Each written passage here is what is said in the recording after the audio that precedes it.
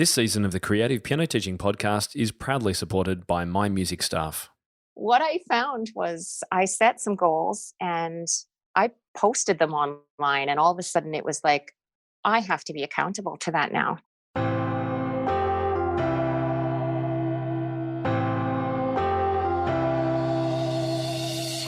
Welcome to the Creative Piano Teaching Podcast, the place where teachers from around the world meet to share innovative ideas about music education. Listen and learn as we help you motivate your students, grow your income, expand your studio, and become a more creative piano teacher.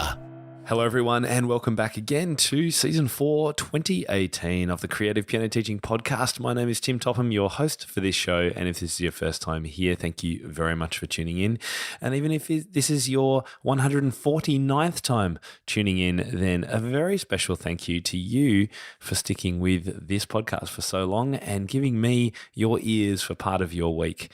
It's an absolute delight to know that you're listening and that hopefully you're getting lots of value from this podcast. And I do appreciate all the great feedback that I get about this show. So thank you to new and older users and listeners. It's wonderful to have you out there. You're listening to episode number 149. Yes, we're getting very close to episode 150, which is next week. And I did want to welcome my Inner Circle piano teaching community members. The Creative Piano Teaching Podcast is your home for inspiration, ideas, business, and teaching strategies to help support your teaching and grow your studio. And in today's episode, we're going to be checking in with a teacher who took part in last December's 5-day piano pivot and seeing what's changed in her studio almost 1 year on. Many of you listening were involved in that pivot or may have heard about it. And for those of you who took action on the daily modules, it was one of the most life-changing experiences that we've offered for free through timtopham.com. So we will actually be kickstarting a new piano pivot in January 2019 to start the new year. So stay tuned for more details about that a little bit later today. Also, do stay tuned until the end of this podcast for the very exciting news about my 150th episode, which is next week. I literally cannot believe that we're up to 150 episodes. It's absolutely crazy. So I want to celebrate by offering you my ultimate creative piano teaching podcast bundle.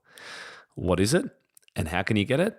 I'll tell you everything you need to know at the end, and I am super excited about this offer. Today's show notes and a full transcript are available right now at timtopham.com/episode 149. So let me take you back to December 2017. I teamed up with my community manager, Nicola Cantan, who many of you will know. We work together quite a bit, and she's right in my Inner Circle community area as our community manager, so helping me answer questions and organise the courses and all that kind of great stuff. And we decided that we wanted to put together a daily program of activities that teachers could do over a 5-day period that would really have an impact on their studio for the coming year ahead. And we called it the 5-day piano pivot. And the goal of this pivot was to set teachers up for the year ahead or the next 6 months, whatever it was, by getting them to take some time out of their busy schedules to complete what we call a playbook.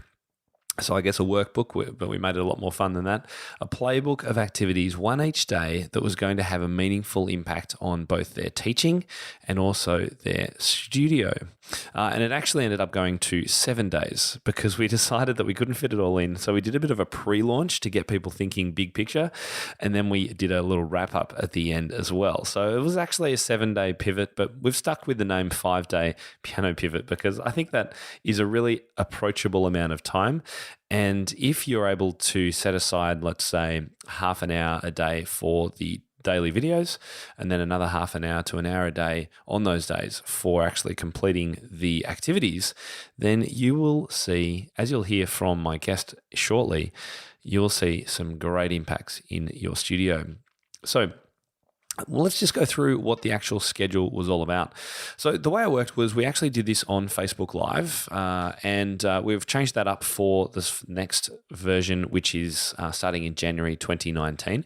And even if you're listening to this podcast episode after January 2019, you can still access this pivot at whatever time suits you, and the details will be on my website and also sent to everyone by email. So it's very much something that you can do at your own pace and in your own time. The videos, while we originally did it on Facebook, we now have created those outside of Facebook, so anyone can access those. And you're able to, as I said, fill out a playbook as we go through the videos. We talk through what needs to happen. Nicola and I discuss our own views on the questions. We talk to people who are live on that first ever time we did it last December. So you'll see questions coming up, you'll hear us answering those questions, and you'll be able to take action for each day. You'll also get to ask questions live with our Facebook community group as well for the Facebook for the piano pivot, I should say. So don't feel like you're kind of going to be left on your own. There's lots of people who've both done the pivot and will be doing it again, who can answer your questions inside the Vibrant Music Studio Teachers Facebook, which is Nicola's Facebook group. So what does the schedule actually look like? Well, we've got, as I said, the 5 days, but before that, we've got a pre-launch day, which is all about dreaming big. One of the things that I find is really difficult to do when you're a teacher and you've probably got perhaps young children, you've got a family to run, you've got students coming in and out your door at awful hours, unsociable hours after school and in the early evening. You may be working on weekends.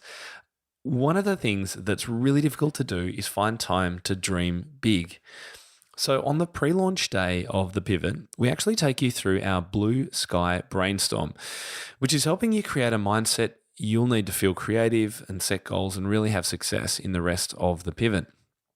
By a Blue Sky Brainstorm, we mean really taking a step back from where you're at in your business and your studio and your teaching right now and asking yourself some questions like, where do I actually want to go with this studio business? Am I trying to make it a really big thing? Am I okay with it just ticking over at the moment? Am I actually trying to wind down? Am I doing too much? Am I doing too little? Could I make more money? Am I comfortable with what I'm making? And what kind of students would I really like to teach? And what would I really like the vision in the future of my studio to look like? These are the kinds of questions we pose, and we actually give you a sheet that you can fill out, a very practical exercise in dreaming a little bit bigger than your kind of current day. And so this is a great thing to do when you've just got a little bit of time, the kids are at school, you're on holiday or something, so you've got some brain space. Then into day one. Day one is all about you. And there's no point planning big changes unless you actually look after yourself. So we'll actually take a snapshot of where you are at in your work and also your personal life and your health through looking at what we call the 3 key areas of you. So day one, all about you, your health, where you're at the moment, and how we can help you improve those things. Day 2 is all about your students. Where are you going and what are you trying to achieve for your students? So we'll be building a picture of your ideal student, which will form the basis of the next day, which is all about your teaching. Because there's not a lot of point, as you've probably heard me say, in thinking about what you're going to teach if you don't have a student and a goal in mind for that student. So day 3 is all about your teaching. We're going to help you plan the activities that will define your teaching in 2019 and beyond, and help you work out where you need to spend your planning time. One thing that's really easy, I find, is to go to conferences or workshops and buy lots of fun books, get lots of new ideas from the speakers, and come home and wonder why you bought these books, wonder what on earth you're going to do with all the notes you've taken. And oftentimes it's so easy, isn't it, to go back to what you were just doing beforehand. Maybe you'll use a few of the new books, but oftentimes teaching doesn't change. And I think the main reason for that is that you really need to know what your goal is for your students and your studio before you know what you're going to teach. So there's no point getting all excited about some improv or using tech in the studio and workshops about those things if they're not really things that are in your long-term vision or even your short-term vision for your students, or you can't see why and how they're connected to what you're trying to do for your students. So day 3 is all about teaching, and that's what we're going to help you sort out. Day 4 is all about your music. I just mentioned music before in conferences. Put your hand up if you have too much sheet music already. Yes, they're books on top of the piano, under the piano. They're collecting dust in the garage. They're in boxes. They're on shelves. If you're like me and most teachers, you have probably too much sheet music already. So in day 4, looking at your music, we're actually going to help you come to grips with your library and make the most of all the music you have by talking about a little bit of creativity with pieces, but also about just organizing your music. So getting some structure in place, getting rid of things you never use, perhaps leaving them in your student reception area so that students could just take them if you wanted to do that, or maybe you'll sell them online or whatever it is.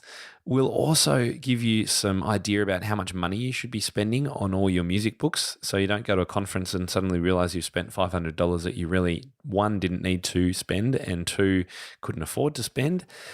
So we'll talk about budgets as well, and we'll give you some examples of studio organization methods. Day 5 is all about your business. There's no point planning all of the things that we've just been talking about if you don't have a strategy for running your business that suits and works with your lifestyle. And whether that's a studio of 5 students or an academy with 5 locations and 500 students, we're going to help you lay out a plan for your business on day 5. One of the most interesting things, which my guest today, who I'm about to introduce you to, will be talking about, is something called calculating your effective hourly rate.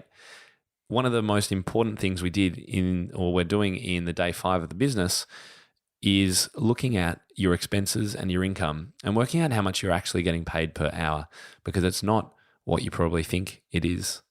So that's all introduced on day 5. And then finally, we include a bonus wrap-up day to help you draw all the ideas together and feel confident about your next steps. The videos for each day are no longer than 30 minutes, mostly between 20 and 25 minutes. And this whole program is 100% free. There is absolutely no cost for doing the piano pivot. Even if you've already done it before, you're welcome to do it again. Or you can just tune into a couple of the videos if you missed them, or you just wanted to go back and reassess perhaps where you are at. So what I thought I'd do is invite a participant from last year onto the show today to unpack the impact that this course had on her studio and teaching, including some profitability and security, confidence, growth, teaching, all of those things. And then after the interview, I'll share with you how you can take part in the pivot yourself in the coming weeks as we launch again at the start of 2019. So my guest today has been playing the piano since she was 5, but took a break for many years while attending nursing school and raising children. Missing piano and wanting to fulfill her dream of teaching piano again, she retired from nursing and resumed her piano studies, and as an adult student completing the upper level piano grades, as well as her elementary pedagogy certificate before going on to achieve her ALCM and ARCT diplomas in piano performance. A passionate believer in lifelong learning, she most recently completed her LLCM in duet piano performance and is a self-professed professional development junkie. She runs an active studio of 26 students of all ages and stages and enjoys finding new ways to engage and inspire her students so that they can enjoy music for the rest of their life. Welcome to the show today, Lisa Kiernan. You're welcome. This is great. It's exciting. I've been looking forward to it because we're going to be talking about the piano pivot in a moment and the effect that it's had on your business and your studio. But before we get there, can you give people a rundown of your studio? So whereabouts in the world are you? What kind of lessons do you teach? Are you groups, individual, all that kind of good stuff? Okay, so I live in Calgary, Alberta in Canada.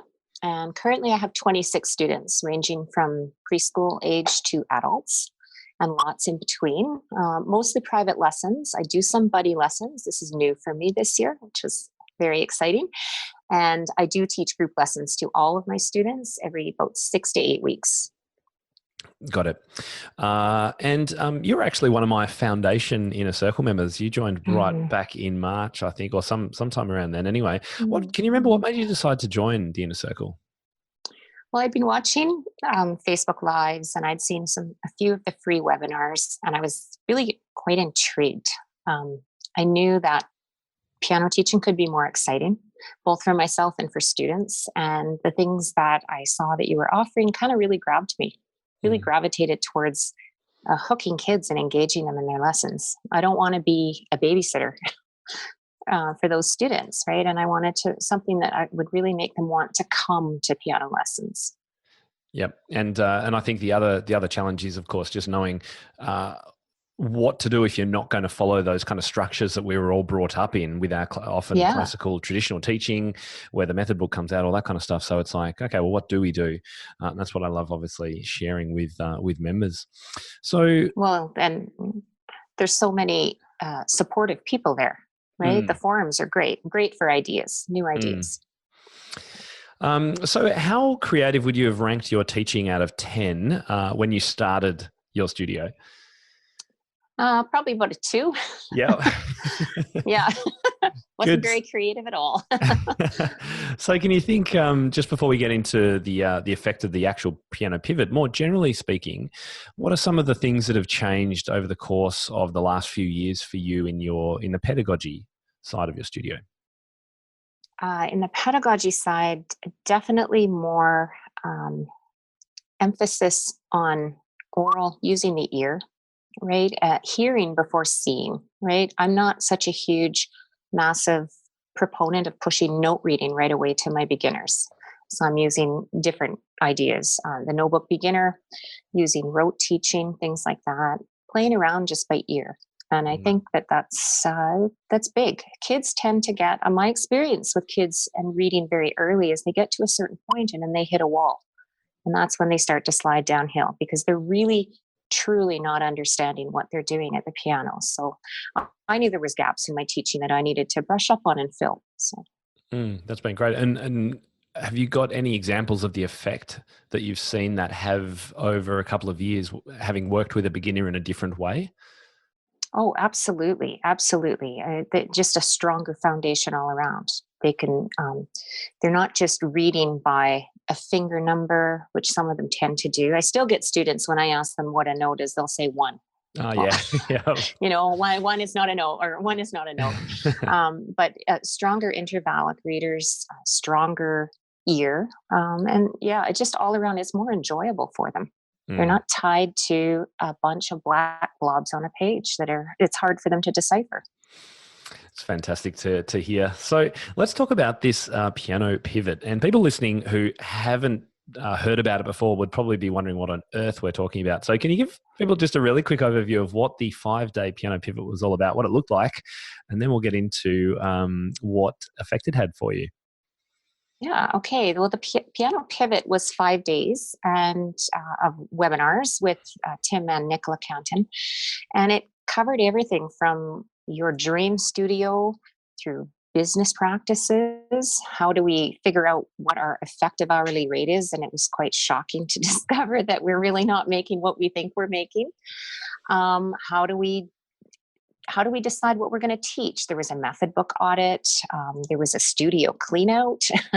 There was just all sorts of things and lots of goal setting, lots of opportunities to set goals for things for not only teaching and business, but personal and health wellness. So it was quite holistic, but I think focused more on the business and the goals and the strategy than on what you're actually teaching in lessons for the most part, wasn't it? Yeah, right. Yeah, the overall picture.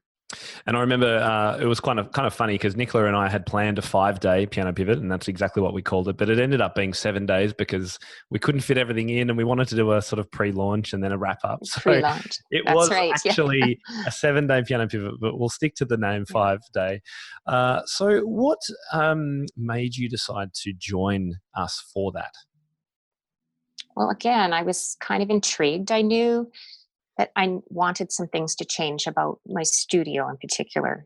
Not necessarily my teaching, because I was sort of getting on the right track with that, but definitely with how I ran my studio and my ability to have the studio that I wanted. So that was probably the main reason. And the other reason was that it's just always so nice to join when there's a larger community present. There's so many great ideas and there's so many fantastic teachers out there. So that's also part of the drive when I signed up for it. And it was wonderful to be able to share people's dreams and the worksheet. So we've got a workbook that goes along with this. We called it a playbook, actually. And it was wonderful to see other people's sheets being filled out, and they shared them online. I thought that was just magic to me to be able to see. And as you say, that community aspect, it just makes doing something that maybe isn't that interesting, like a studio clean out. I mean, who really wants to do that? We all know we probably should, but no one really wants to do it. But if you put 100 people together and you're all doing it at once and sharing photos before and after, then suddenly it becomes fun. Yeah, you're right. Yeah. So what was the biggest, if you could narrow it down, and you may have mentioned it just before, what was the biggest aha moment for you, or moments in the pivot? I don't know if they were necessarily aha moments, but I'll tell you the two things that I could say were the biggest takeaway for me. And one was the first day when we did our What Your Dream Studio Looks Like. And it actually, reviewing that over the next few months, gave me the ability to say no to some people. I gently and very nicely let go of a family that were really not interested in piano lessons and didn't practice. And I just decided I didn't want them in my studio, because that's not who I want to teach. And that worked out really, really well. And I was also able to tell another family that I'm not going to rearrange my life because you want me to fit your kids in. So that to me was really empowering. And I think if I hadn't have had an image of what my studio should look like and who I want to teach, I might not have been able to do that. I probably would have rearranged my life. Right. Wow, Lisa, that is actually really, really powerful, what you've just said. And it sounds kind of simple in some ways, but anyone who has taught students who are a bit of a struggle and perhaps aren't the right fit, it is really very difficult to have those conversations with parents and students. So how did you go about doing that? That's a challenge. Was it by email, or did you speak to them in person? Well, I spoke to the family first. They had registered, and they came for their first lesson back, and the kids were not being cooperative. So I had a long chat with the dad in my driveway. And I actually told him, don't bring your kids in today, right? This is not the moment. I said, they're not going to learn from me. I'm not going to enjoy the lesson, and neither are they. So we did have a great conversation, and I asked him to go home and think about a few things and discuss it with the family. And I let them know my perspective, that the work wasn't being done at home. And if the parents, they didn't, their kids, let's say, they did other things, right? So you gave the analogy one time of hockey. You drop your kids at the rink, you have to do nothing more but go pick them up. And I was trying to explain to the parents that piano is not the same. They understood. They kind of left, they didn't make a final decision, but I then contacted them by email after the 2 or 3 face-to-face conversations and said, we're done. Nicely, of course, right? Yeah, of course. That we're not going to continue piano lessons, and best of luck and all the rest. So, yeah. Now, a quick word from our sponsor, My Music Staff. Most of you have already heard about My Music Staff and how their software helps thousands of music teachers manage their businesses more efficiently. They handle all of your student management issues, scheduling, billing, and so much more. It's what I personally use in my own studio, and it's no surprise why it's the leading studio management software. What I think really makes My Music Staff stand out is its community-driven development and personal approach to customer support. It was such a pleasant surprise jumping into My Music Staff for the first time and realizing how in tune it was with my business and the ins and outs of a music studio. Since they partner with the music community to develop their software, they've been able to anticipate what teachers need and are constantly improving their software to exceed expectations. And a more recent example of responding to community feedback was the addition of a very popular feature, streaming video and audio files directly within the My Music Staff app. And that means that no longer do you have to download files to your device. So it makes it incredibly easy to share content with your students. My Music Staff is super easy to get up and running. The transition away from paper and spreadsheets is painless. If you do need help, the quality of support is second to none, and you'll always get a fully personalised response. I have yet to see the level of attention and care I receive from My Music Staff provided by any other software platforms I use, and I use a lot of software in my business. So what have you got to lose? Just go to mymusicstaff.com and sign up for their free 30-day trial today. And had you not had that experience of thinking and dreaming about your ideal studio, the kind of students you want and where you want to take them, you're saying maybe that wouldn't have happened and you would have taken them It on and just put up with it. and put up with it. I know I would have. Yeah. Mm, So I think this was really groundbreaking for me to be in charge of my studio. This is my job. This is my place. And I wasn't going to let anybody dictate to me or string me along when that's not where I want to be. right. Yep. So, And yeah, I get to decide what students I have, how it works. Yeah. that's right. It's one of the pleasures, Yeah. let's face it, of running our own businesses. We don't work for a school, or if you are running your own business from home, you can choose. And I know one of the challenges is for, particularly for studios that are just beginning or teachers that are just starting, you don't have that luxury so much of being able to say no. It's kind of like, and I remember this when I began, it was like, you know what, I'll take anyone. If they're 80 or 8 Yeah. or teenagers, they never practice, they practice a lot, I'll just take them all, just to Yeah. bring in Well, income and get a start. it's true. And I had moved to my new location only a year ago. So it wasn't like I was overly full. For the money, yeah, I could have certainly taken them, but Mm, it became more important to me to have the type of students that I want to teach and that want to be there, that mm. want to learn from me. So, And have you yeah. now been able to cover the lost income from that person? Oh, yeah, I'm full. Yep, there you go. I'm full. Yeah, And you're full that's of right. students So it that was worth suit it. your dream. That's right. That want to be here. And I Yeah. think, the other thing I mentioned, there was two takeaways, goal setting. Now, I actually find it fairly easy to set goals. What is a little bit harder is definitely following through and carrying on with them. What I found was I set some goals and I posted them online, and all of a sudden it was like, I have to be accountable to that now. Like, really accountable, because this whole community of teachers has seen what I said I was going to do. And that really spurred me on. And I've taken that into my own teaching and my own personal life as well. So it's really made a huge difference. Just the fact that I can clarify and articulate a goal means I'm 99% more likely to follow through on it. It's actually incredibly powerful, but very small. It's a little bit like what you were saying before. It's a tiny little thing. Who would have thought that writing down a goal publicly would make you really accountable for achieving it? But it's true. That's right. It is true. So maybe that was a bit of an aha moment for me. But as I said, I've translated it with my older students. And, I find if we set a goal in a lesson for what's going to happen during the week, if I can get them to state what that goal is, they will do it more Mm. so than if I just wrote it down in their notebook, which they probably don't read anyway. Hmm. But if they're the ones that have said, this week I will do X, Y, and Z, they usually come back with X, Y, and Z being completed. So I think it's a really powerful thing. They might not know that that's the reason they're doing it, but they own it then. Mm. It's their thing, and they have to be accountable for it. So Right. it is So, very powerful. yeah, and it's another reason why I like forums for jotting down ideas and goals too, and why we have our growth journal forums and do our 4-week challenges inside the membership too, where people can actually go, okay, this is my week, this is the goal for this week. Everyone, I've set it. Now I'm going to go and do it. And I've done that for practicing before, just saying to everyone, okay, I'm going to practice an hour a day, and particularly as someone that gets seen a lot in the group, it's like, it's a bit embarrassed when I have to come If back. you don't do it, right? Didn't do it.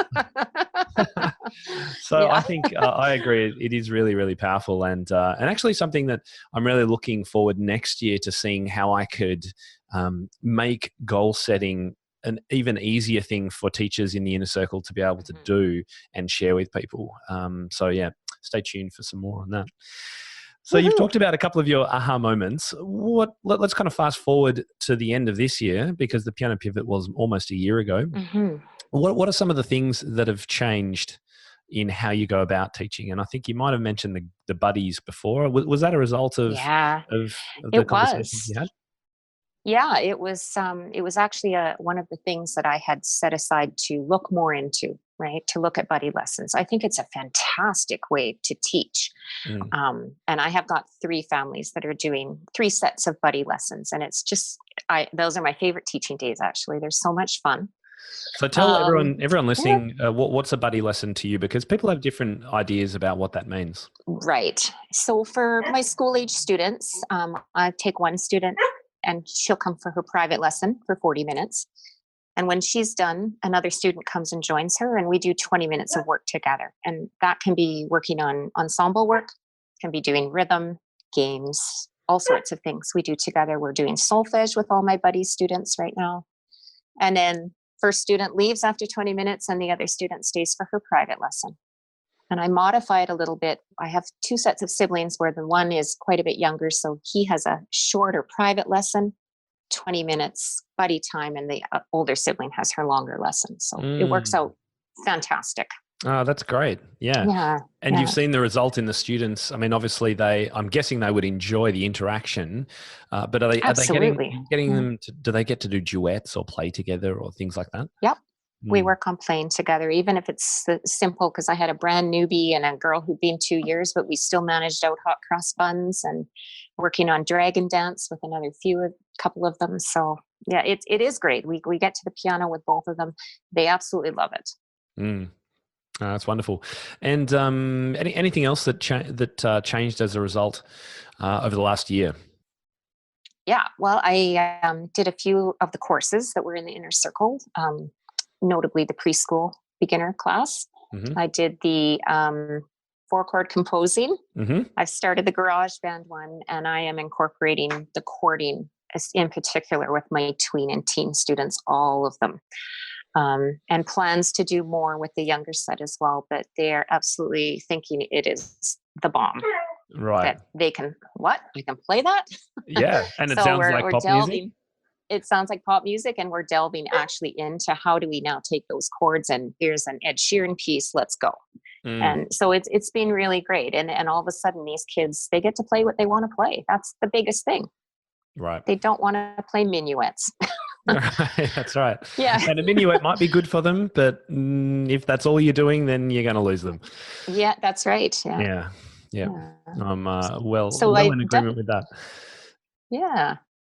So and I think too that working with the chords and composing, it's also bringing an element of technique, which maybe they don't actually realize that it's building their technique skills. So it's kind of a sneaky way. It's like mashing up zucchini and putting it in the cake, right? But they're definitely developing stronger skills, and they're developing stronger oral skills as well as reading skills. So. Totally. And one of the earlier episodes this season 4, I was diving into the top 10 pop songs download with one of our other users of that, and talking about that impact of the practical pop chord-based teaching. The effect that has on students' theory knowledge is huge, because they can make these really strong connections to music that they understand and know and love. And it's just a great way to do that. So, wonderful. Sounds great. Yeah, and one of the other things you mentioned was effective hourly rate gave you a bit of a wake up, perhaps. I know it scared the pants off a few people who did it. Yeah. Can you tell us what that was all about, and if it's had an effect on how you perhaps budget for things or charge for your lessons? It really, when you calculate your effective hourly rate, a lot of teachers charge an hourly rate, but they're certainly not making that when you take into account your overhead, your heating, your air conditioning, your water, all the things that go into the costs of running your studio from your home or a business if you were in a storefront. Not to mention music. That was another thing, how much money you spent on music. I've been really good this year. Good. Well done. Well done. That was bad. So I've behaved myself a little bit better this year. But yeah, it was quite an eye opener to find out that I don't actually charge an hourly rate. I do a tuition base, but even when I broke it down, I was quite shocked at the disparity between what I thought I was making and what I'm actually bringing in. So it was an eye opener. I didn't make too many huge adjustments this September, just because there was other things that I felt I needed to focus on as well. But they're in the works. I constantly have my binder. I actually still use my piano pivot playbook. Oh, fantastic. I have had the calculation sheets out, as I had with Nicola's buddy lesson calculation thing as well. So I'm constantly reviewing, and we'll make changes accordingly. That's so good to hear, Lisa. I'm really glad that it's still continuing to have an impact, and it's still a great reference for you. It is. Just means that what we put together has been valuable, which is just wonderful to hear. Yeah. So, any other kind of advice for teachers who are listening in regards to anything that you've tried in the last year that you think, well, I reckon some other teachers could give that a go? Oh, absolutely. I think if you need a boost, even if you think that maybe you don't need to make major changes in your studio, but you're maybe looking for that one idea, you definitely need to get on the pivot next time. Like, it was so amazing. And so many people that I was able to connect with during that experience. But not only that, it gave me the impetus or the drive to delve even further. Like I said, I did some of the courses in the inner circle this summer, and I did some with Nicola as well. And it's really, really gave me great ideas and plans and a great framework for goal setting for the year with my students. What do I want my students to achieve this year? So there's so much out there, and your community is just so supportive, right? And there's so much there. So I would encourage any teacher who's even remotely curious, or who's ever watched a Facebook Live or heard this thing about the pivot, to jump on board, because it really did change things for me as a teacher. No, that's so great to hear, Lisa, and thank you so much for sharing your story. Wonderful to hear how everything's going. It sounds very, very positive. And I can only imagine you've still got more plans ahead, so things are going to keep changing and evolving, which is great. So I asked you before what your creativity was when you started. What about now, out of 10? How are you feeling? I'd say I'm edging to 7.5. So there's still definitely more that I want to do, but I can tell that my students are definitely more pumped walking in the door. They sometimes don't know what to expect, because we're not always going to start with this or scales, or we're not always going to start with oral work. There's something different every time. And I think that element of surprise keeps them on their toes. Absolutely.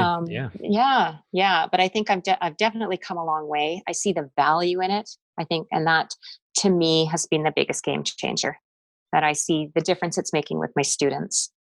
Fantastic. Oh, that's great, Lisa. Well, look, thank you so much again for coming on the show today and giving us a little insight into the effect of the pivot on you. Really appreciate it. Oh, you're very welcome. It was my pleasure. Well, I really hope you enjoyed that interview with Lisa and unpacking some of the benefits of the changes that she made in her teaching, and also the impact that it's had both on her business and in her studio. Now, the great news, of course, is that you can rejoin, or you can join again, or you can do it for the first time, the Piano Pivot again at the start of 2019, as long as you're on my email list, because that's where we're going to send the details to. And what we've done, as I mentioned before, is we've repackaged the videos, the handouts, which includes the amazing full color PDF playbook, all the links, download and community chat into our 2019 release for teachers to join. And you can join this at a time that suits you. So while we're launching it in January, if you're in Australia here and you happen to spend January down at the beach, which is great with your family, then you can take it up through February or even into March. Whenever suits you, you're able to take up this opportunity. Each intake starts on a Sunday through to the following Saturday. So the Sunday being the pre-launch, you've got the 5 days of the week, and then the Saturday being the wrap-up. And you can watch these videos on those days at a time that suits you. We'll just be emailing them to you with the link, and then you can, as I said, interact and chat and ask questions in the Facebook community group, where we will be sending you a link to. If you already joined the Pivot last year and would like to do it again, you are more than welcome, as I said. And, perhaps you got distracted or couldn't implement on the changes you would have liked and you'd like some more support, then of course you're more than welcome to retake any part of the course. So I really hope you consider pivoting in January to kick off the new year. And remember that if it's better for you in February, that's totally fine. Just make sure you're on my email list and you'll get all the details. And if you're not on my email list and you're listening to this podcast, then the simplest way to get on my list is just to head to timtopham.com and scroll right down to the bottom of the page where there's a subscribe form. Okay, so on to our reminders. So next week, as I mentioned, episode number 150. I can't believe I've been doing this for, we started in February 2015. So this is 3 years on. And wow, what an amazing ride it's been. I have had so much fun doing this podcast. As you can tell, I like talking, but I really like interacting and I love interviewing. And the feedback I've been getting has just made me want to do it more. So I thought we need to do something really special for next week, which is the 150th episode. So what I've done is I've created something I've called the Ultimate Creative Piano Teaching Podcast Bundle. 150 creative lesson ideas and counting. So what you'll get in this bundle is all episodes available in MP3 format, so you can listen to them instantly on any device, computer, mobile, tablet. We're including just over 40 podcast freebies and handouts, and over 100 transcripts in PDF form. And we're also giving you a handy content index that characterizes all episodes by topic as well as by guest speaker, so that you as a teacher can find answers to your teaching queries faster. It's sort of like a library on demand where you can quickly think for a category. Okay, I'm really interested in summer camps. You can click summer camps and you can see all the episodes that are about summer camps. Or you can go, I think I remember Tim interviewing Philip Keverin. I wonder what episode number that was. So search for Philip Keverin, you'll be able to find it. It's such a great way to be able to index and use these podcasts as teaching resources. And I'm not offering this index in any other way except through this podcast bundle. Now, in addition to all that, if that wasn't enough, you'll also get access to exclusive discounts and bonus materials from my guest speakers, as well as the interviewees who I've had on the show.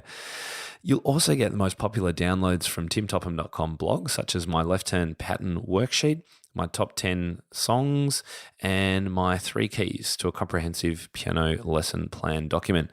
And you'll get all of this delivered to your door no matter where you are in the world.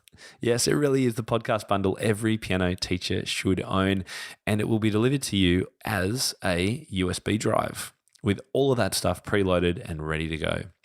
The bundle will go on sale as of December 7, and it's only going to be available for a short period of time, so you'll need to get it while it's available. Now, the best thing to do is obviously listen out next week when I give you the final details, links, and launch information.